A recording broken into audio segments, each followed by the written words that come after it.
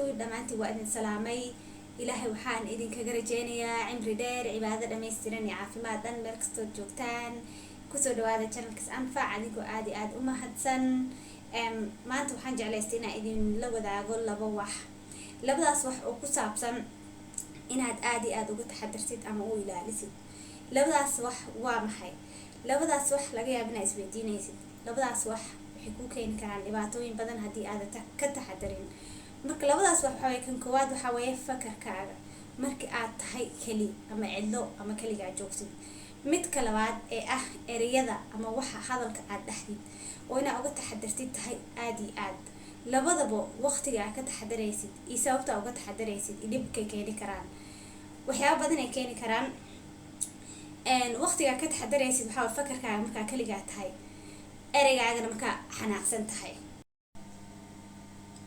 assalaamu calaykum waraxmatullaahi wabarakaatu dhamaantii waa idin salaamay ilaahay waxaan idinkaga rajeynayaa cimri dheer cibaado dhammaystiran iyo caafimaad dhan meel kastoo joogtaan kusoo dhawaada channelkaas anfac adinkoo aad iyo aad u mahadsan haddii aad nagu cusub tahay fadlan subscribe iyo like hanaga iloobin haddii aad hore u joogtayna waad mahadsan tahay maanta waxaan jeclaystay inaan soo xasuusiyo ama idinla wadaago laba eray ama laba wax labadaas wax waxa ay noqon karaan marka kan koowaad waxa weeye fakarkaaga waliga mar walba ilaali oo ka taxadar fakarkaaga midka labaadna waxa weeye waliga ka taxadar erayadaada iyo waxa afkaaga ka soo baxay waxa dhahaysid soo marka waxa laga yaabaa inaad isweydiinaysid sababta iyo waqtiga aad ka taxadaraysid fakarkaaga iyo waxa aad dhahaysid ama erayada aad marka waa maxay sababta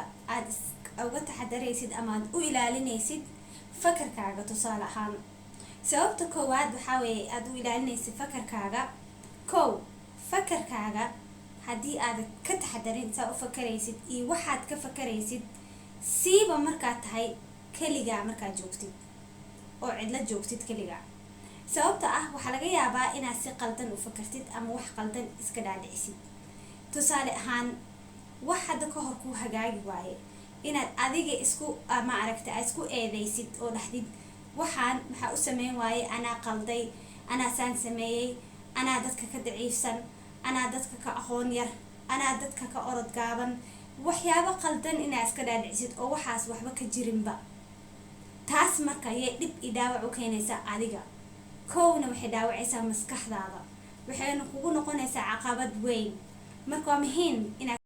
marka waa muhiim inaad ilaalisid fakarkaaga markii aad kaligaa joogtid sababtoo ah dhib i dhaawac weyn ayay ku geysan kartaa maskaxiyan sida hadda idiin sheegay marka waa muhiim inaad mar walba ilaahay xasuusnaatid oo dhahdid waxaan waxay igu hagaagi waayeen ama igu hirgari waayeen calaf maana u lahayn ama hadda uma baahni laga yaabina umalaysaad inaad u baahan tahay balse ilaahay ogyahay mar hadda aad uga sii baahi badan tahay inay dhici doonto oo markaas ilaahay gadaalkaa siin doono balse mar walba inaad ilaalisid fakarkaaga markaa kaligaa joogtid oo adiga eeda badan isa saaraysa aad joojisid camal haddii uu kula xiriiro lamaano xun oo kaleeto oo mar walba wax walba aad samaysid uu ku qanacsaneen ama ay ku qanacsaneen oo mar walba markaas aad isdhahdid okay anaa ma aragta qaldan anaa wax fiican sameyn waaye anaa saan kale imtixaanadoo kale hadaa ku dhacday dhahdid adoo imtixaanka isku diyaar garoobo wax aqrisataa ku dhacdid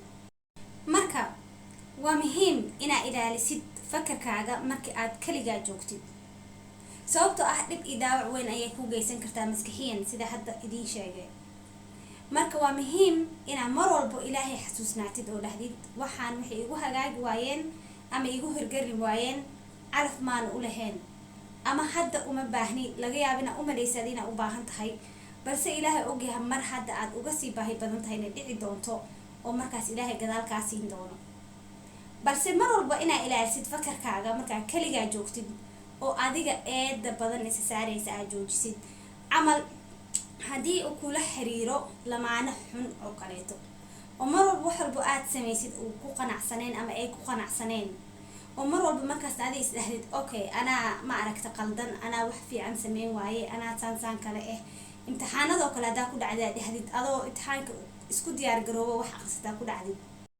sidee marka fakarkaaga u ilaalinaysaa markii waxaasoo kale ee dhacaan oo kaleeta aad soo xasuusatid waxyaabo aad rabtay inaad ku guulaysatid balse aad ku guuldareysatay, haddana eed joogtaa adiga isa saaraysid, kow waa inaad naftaada u sheegtid hey jooji, hay eedeenin.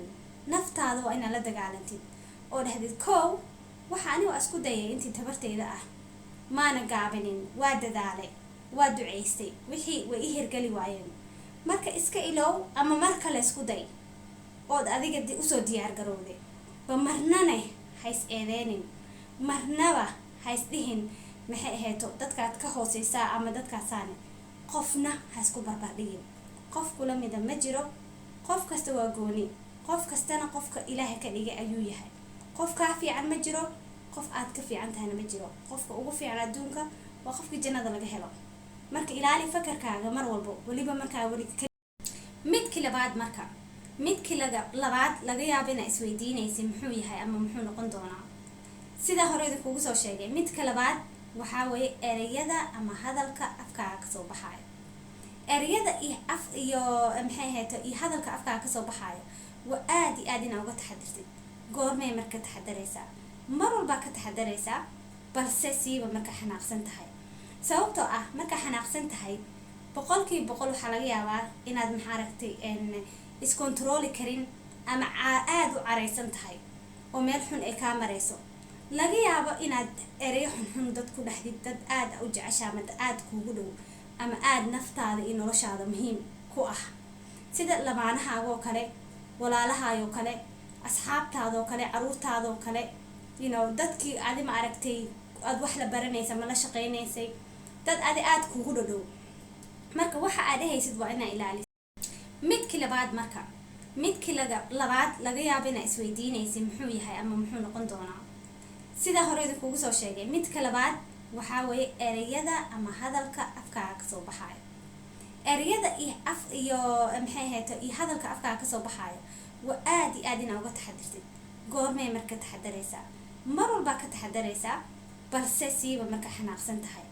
sababtoo ah marka xanaaqsan tahay 100% waxaa laga yaabaa inaad maxaaragtay iskontarooli karin ama aad u caraysan tahay oo meel xun ay kaa marayso. laga yaabo inaad ereyo xunxun dad ku dhahdid, dad aad u jeceshaa ama aad kuugu dhow ama aad naftaada iyo noloshaada muhiim ku ah, sida lamaanahaagoo kale, walaalahaayoo kale, asxaabtaadoo kale, caruurtaadoo kale, dadkii adi ma aragtay aad wax la baranaysa ma la shaqaynaysay, dad adi aad kuugu dhow. marka waxa aad dhahaysid waa inaa ilaaliso. waxa badanaa qofka maskaxdiisa ka tirtirmaynin waa waxaa la dhaho.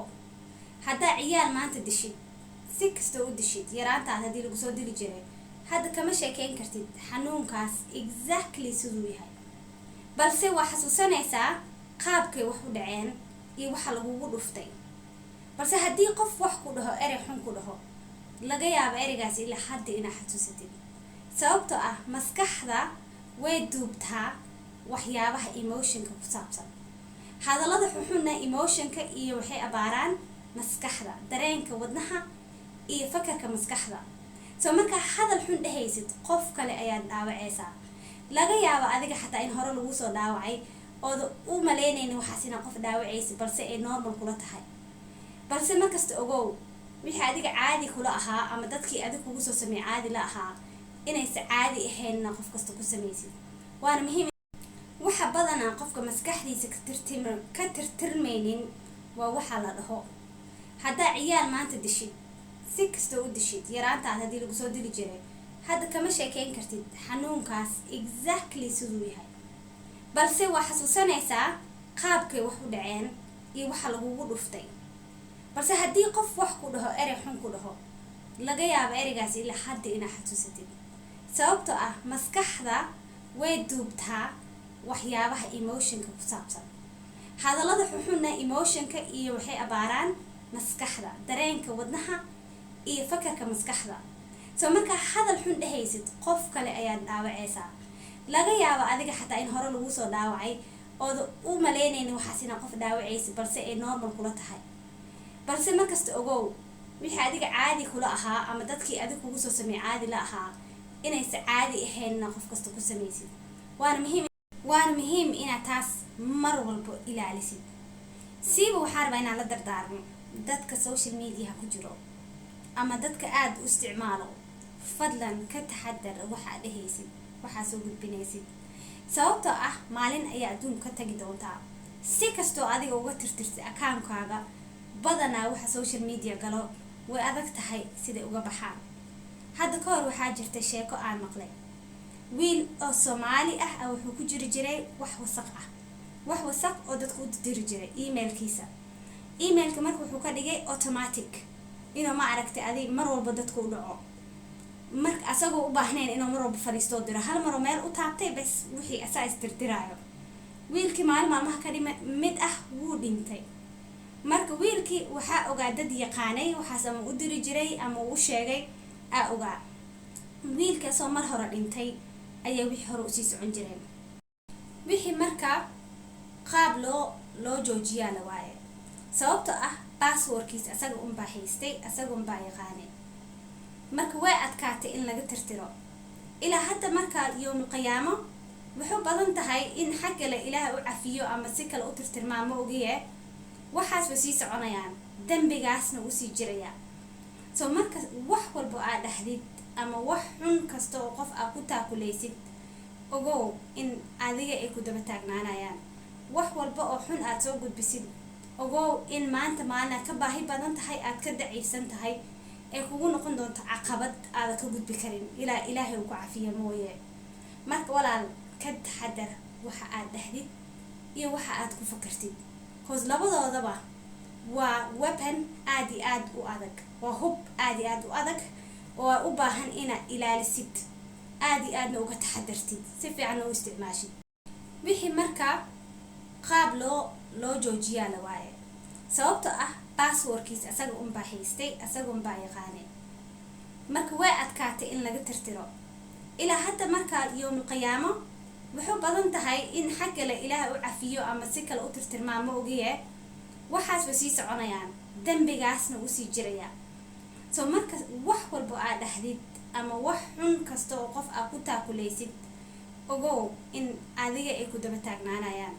wax walba oo xun aad soo gudbisid, ogow in maanta maalin ka baahi badan tahay, aad ka daciifsan tahay, ee kugu noqon doonto caqabad aad ka gudbi karin ilaa ilaahay uu ku cafiyo mooye. marka walaal ka taxadar waxa aad dhahdid iyo waxa aad ku fakartid, cause labadoodaba waa weapon aad iyo aad u adag, waa hub aad iyo aad u adag oo u baahan inaad ilaalisid, aad iyo aadna uga taxadartid, si fiican u isticmaashid, si fiican oo saxna aad u isticmaashid.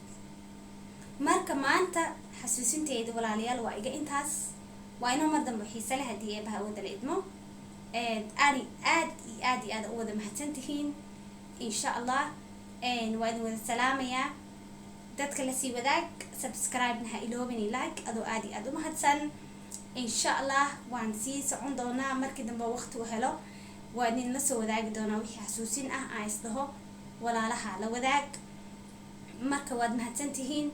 waxaan idinkaga sii tagaa sidaas iyo amaano allah iyo assalaamu calaykum waraxmatullaahi wabarakaatu.